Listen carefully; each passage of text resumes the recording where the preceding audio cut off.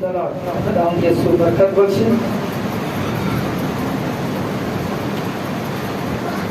ہم سب مسیحی ہوتے ہوئے ہم دعا کرتے ہیں، دعا کرتے ہیں، سب دعا کرتے ہیں، سب دعا کرتے ہیں۔ پریز اللہ۔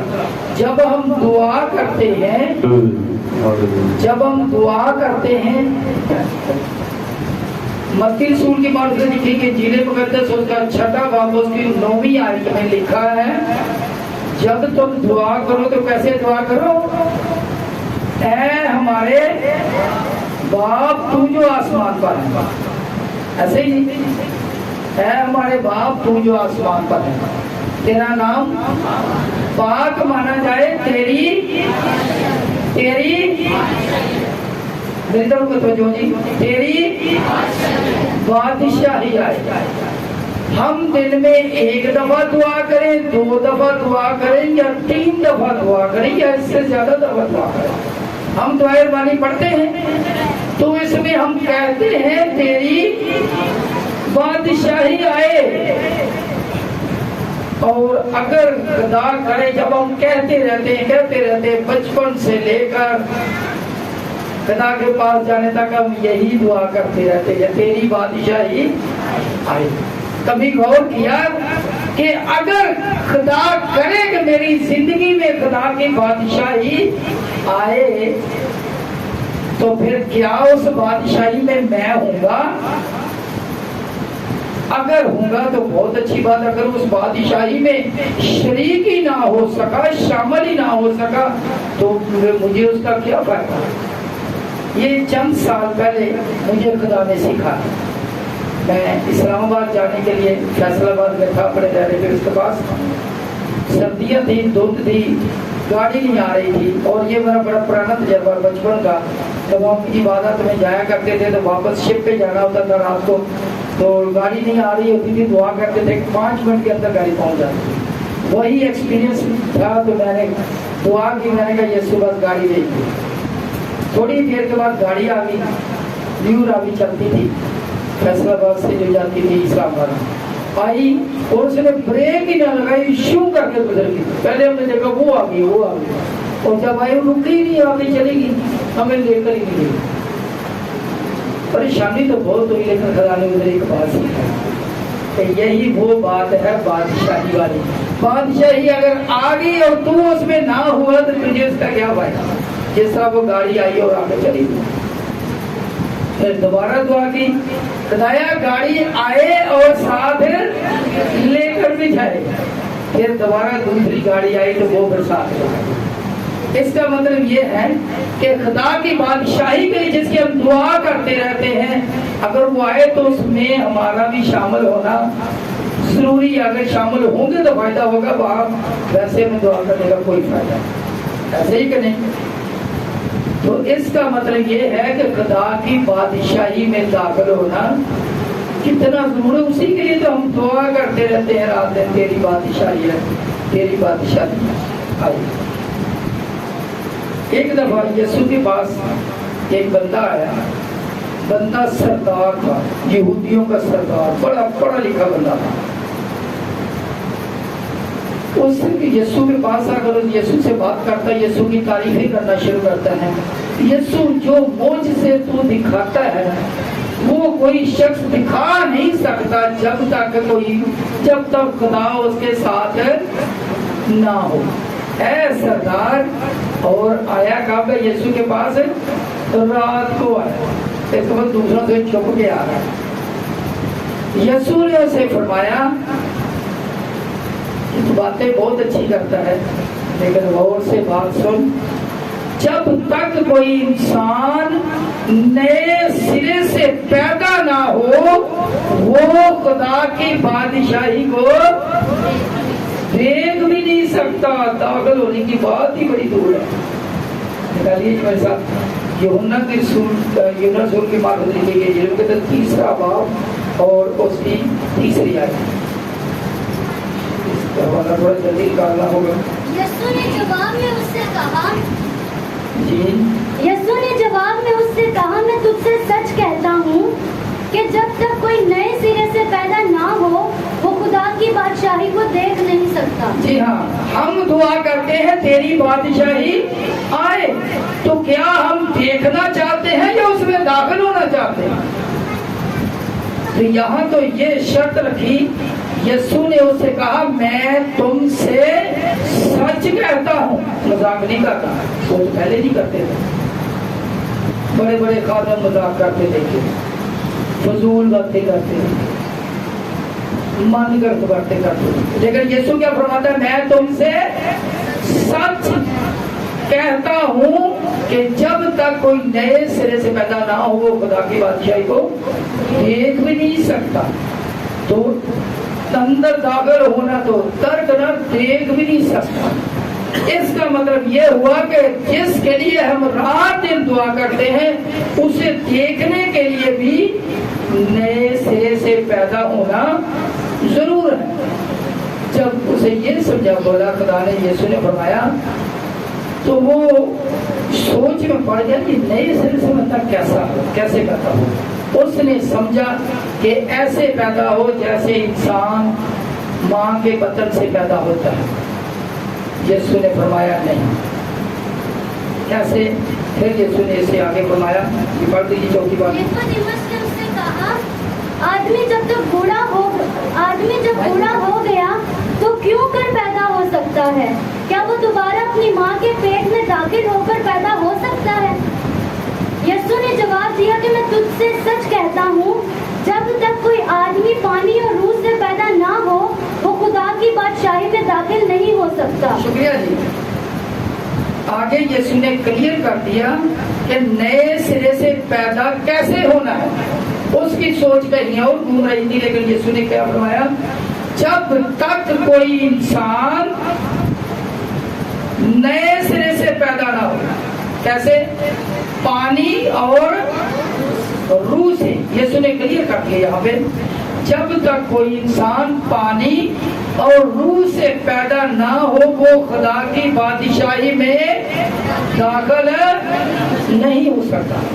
इसका मतलब ये हुआ कि खुदा की बादशाही में दाखिल होने के लिए पैदा होना जरूर है, नए सिरे से पैदा होना जरूर है, पानी और रूह से पैदा होना जरूर है।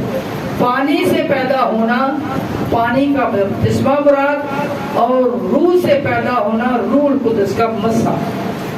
जो इंसान पानी का बपतिस्मा ले चुका और जो इंसान रूह कुद्स हासिल कर चुका, इसका मतलब ये है कि उसके लिए गारंटी है कि वो खुदा की बादशाही में दाखिल होगा। कुरान कुद्स में ये लिखा। इसका मतलब ये है कि खुदा की बादशाही में दाखिल होने के लिए पानी का बपतिस्मा लेना और रूह कुद्स का हासिल करना और जान देने तक वफादार रहना, मतलब इसमें कायम भी रहना। ऐसा नहीं एक दफा कर लिया तो बाद में पता नहीं कहाँ घूमता रहा, नहीं। जान देने तक वफादारी में रहा तो फिर क्या होगा, फिर उसका नाम का कामिल याद में लिखा हुआ होगा और वो खुदा की बादशाह में शामिल हो जाएगा, दाखिल हो जाएगा। अच्छा, ये इतना ही अब जरूरी है, आगे बढ़ दीजिए, ये क्यों जरूरी है? जो जिस्म से पैदा हुआ है जिस्म है, और जो रूह से पैदा हुआ है रूह है। ताजुब ना करके मैंने तुझसे कहा तुम्हें नए सिरे से पैदा होना जरूर है। हाँ, ताजुब ना कर के मैं तुझे से ये कहा कि नए सिरे से पैदा होना जरूर है। नए सिरे से पैदा होना जरूर है। गौर से सुन ले, ये नहीं है कि मशवरा नहीं है कि नए सिरे से पैदा होना चाहिए, नहीं। लिखा है कि नए सिरे से पैदा होना क्या है? जरूर है, जरूर है नए सिरे से पैदा होना। ये नए सिरे से पैदा होना इतना जरूरी है। हाँ, इससे इंसान बदल जाता है। जब नए सिरे से इंसान पैदा हो जाता है तो इंसान बदल जाता है। कैसा हो जाता है? और ही इंसान हो जाता है। कैसा? اور ہی انسان ہو جاتا ہے. جو انسان نئے سرے سے پیدا ہو جاتا ہے وہ اور ہی انسان بن جاتا ہے, اور ہی ہوتا ہے. اچھا اور کیسا ہو جاتا ہے؟ چلے دیکھیں سیموئیل کی پہلی کتاب اس کا 10واں باب اس کی 5ویں آیت.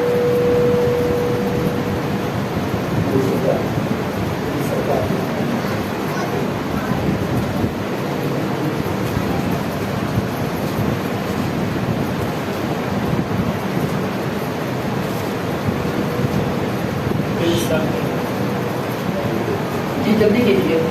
سامویل نے تیل کی کھوپڑی لی اور اس کے سر پر انڈیل دی اور اسے چوما اور کہا. 5ویں آیت سے 10واں باب 5ویں آیت سے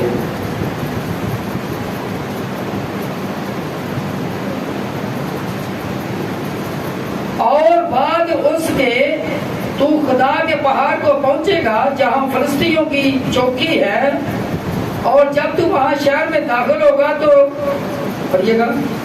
نبیوں کی ایک جماعت جو اونچے مقام پر ہے اترتی ہوگی تجھے ملے گی, اور اس کے آگے ستار اور دف اور بانسری اور بربط ہوں گے اور وہ نبوت کرتے ہوں گے. تب خداوند کی روح تجھ پر زور سے نازل ہوگی. تب خداوند کی روح تجھ پر زور سے نازل ہوگی. خداوند کی روح تجھ پر زور سے نازل ہوگی. جب تو روح القدس حاصل کر لے گا, تجھ پر روح القدس نازل ہوگی تو پھر کیا ہوگا؟ زور سے نازل ہوگی. سو جب یہ نشان تیرے آگے چھٹی ہے پوری. تب خداوند کی روح تجھ پر زور سے نازل ہوگی اور تو ان کے ساتھ نبوت کرنے لگے گا اور بدل کر اور ہی آدمی ہو جائے گا. بدل کر اور ہی آدمی ہو جائے گا. جب خدا کا روح انسان پر نازل ہوتا ہے تو انسان بدل کر اور ہی آدمی ہو جاتا ہے, اور ہی آدمی ہو جاتا ہے. جب انسان کی زندگی میں روح القدس کا نزول ہوتا ہے تو انسان کی زندگی بدل جاتی ہے اور اس طرح کی زندگی ہو جاتی ہے. مطلب جو پہلے غلطیاں گناہ کر رہا ہوتا وہ نہیں کرتا.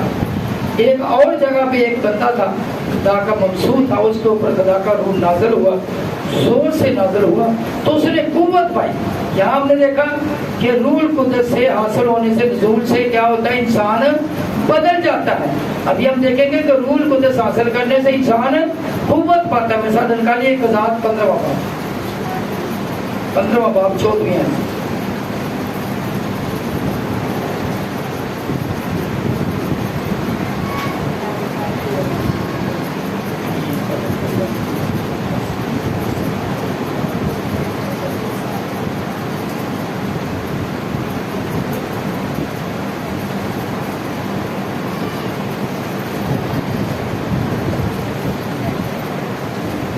پڑھیے گا.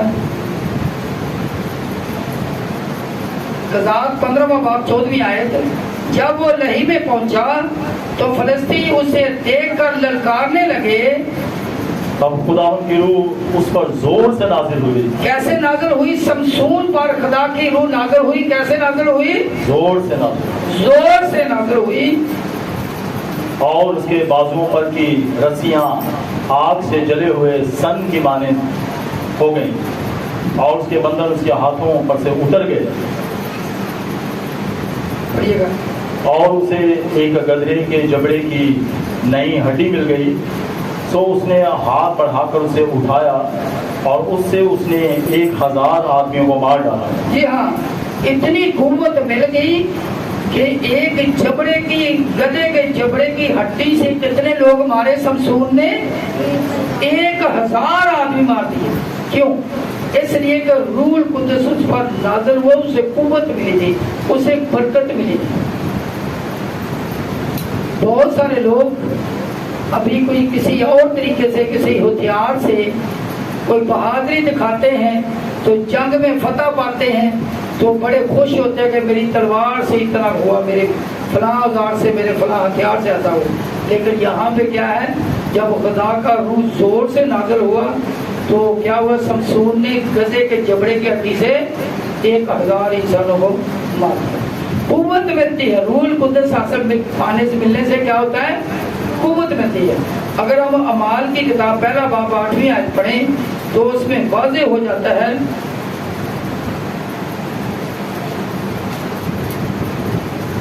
کہ جب روح القدس تم پر نازل ہوگا، لیکن جب روح القدس تم پر نازل ہوگا تو تم قوت پاؤ گے اور یروشلم اور تمام یہودیہ اور سامریہ میں بلکہ زمین کی انتہا تک میرے گواہ ہوگے. شکریہ جی. جب روح القدس تم پر نازل ہوگا تو تم قوت پاؤ گے. پہلے ہم نے فزیکلی قوت بھی دیکھ لی کہ سمسون کو کتنی قوت ملی. ابھی ہم روحانی قوت کو بھی دیکھتے ہیں کہ لکھا ہے تم قوت پاؤ گے. اور جب قوت پاؤ گے 2 باتیں ہوں گی. ایک قوت پاؤ گے، جب قوت پا لو گے تو پھر تم میرے گواہ ٹھہرو گے. پہلے قوت پاؤ گے تو پھر کیا ہوگا، میرے گواہ ٹھہرو گے. تو روح القدس نازل ہونے سے انسان قوت پاتا ہے، روحانی طور پہ بھی، جسمانی طور پہ بھی، اور پھر ان کا خدا کا گواہ بھی ٹھہرتا ہے. ایک جگہ پہ اور یسوع نے فرمایا کہ پہلے میں تمہارے ساتھ تھا، پھر میں تمہارے اندر ہوں گا. کیسے؟ روح القدس کے وسیلہ سے. پھر یسوع نے فرمایا کہ دوسرا مددگار تمہیں بخشے گا. دوسرا مددگار. تو دوسرا مددگار کون سا ہے؟ خدا کا.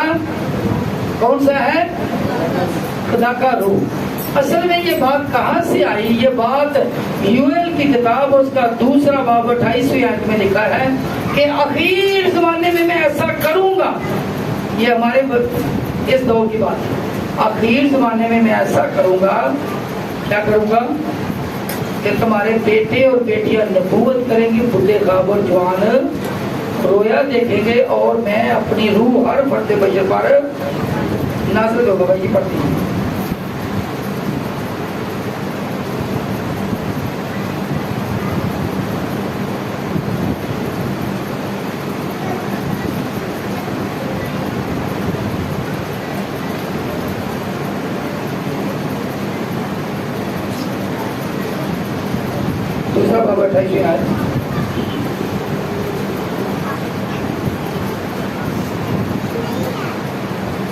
اور اس کے بعد میں ہر فرد بشر پر اپنی روح نازل کروں گا، اور تمہارے بیٹے اور بیٹیاں نبوت کریں گے، تمہارے بوڑھے خواب اور جوان رویا دیکھیں گے.